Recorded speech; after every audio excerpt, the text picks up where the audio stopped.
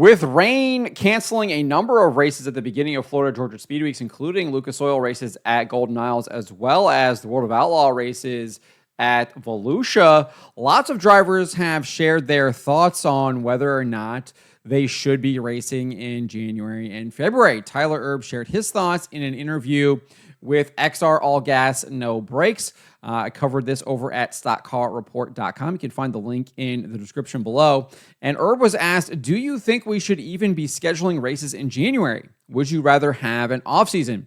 And he says, our offseason is March. I'm not opposed to racing in January, February.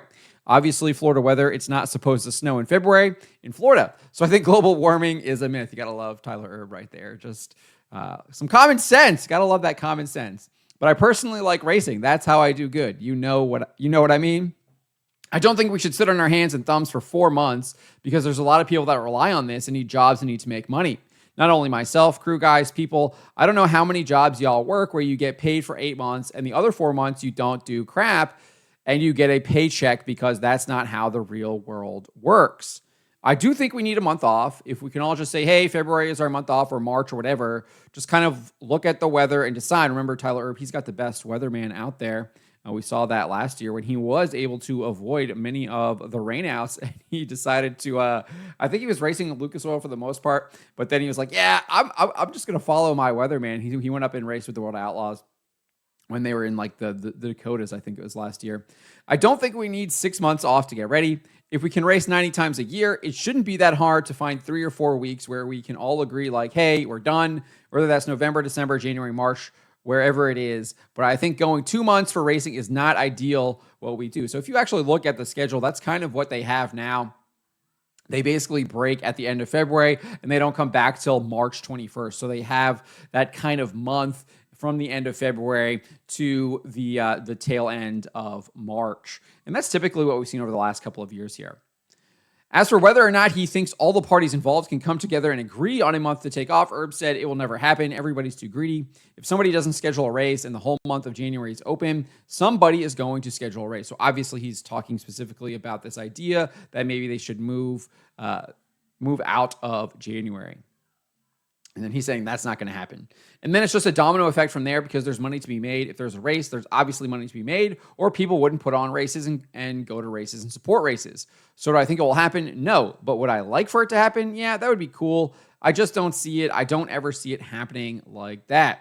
He elaborated and said they talk about that it floods the market. It does this, it does that.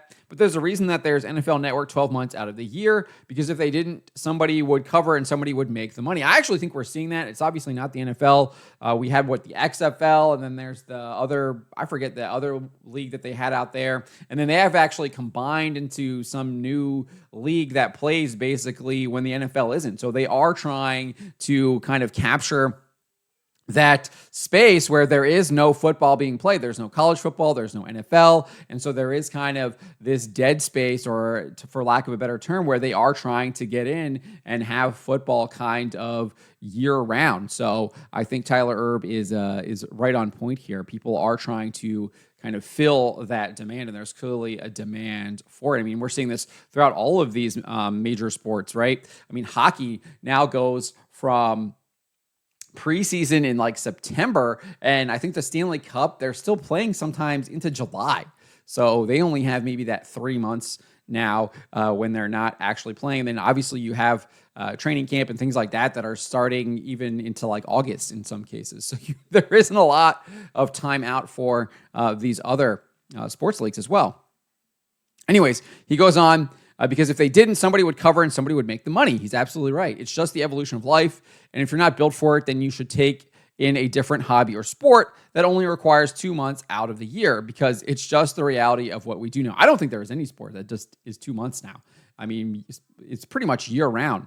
If you're any kind of top athlete, you don't really get a break. You're constantly having to stay at it. You have to, repetition, it really improves what you're doing. So you want to get that seat time. You want to get that time on the track. You want to be doing whatever it is, whatever sport it is, getting those repetitions in, because you get that muscle memory. It helps you improve. It lets you find new things. I remember watching the documentary on the Bulls on Netflix, excellent documentary, and they're talking about how Dennis Rodman was just constantly practicing rebounding. He was just having people throw the ball at the hoop and seeing where it would land so he could know where, if it hits this part of the rim, hits this part of the backboard, he could like know the angles and figure them all out. And he was just doing that over and over and over again. And there's a reason why he was the best rebounder out there, because he was constantly practicing.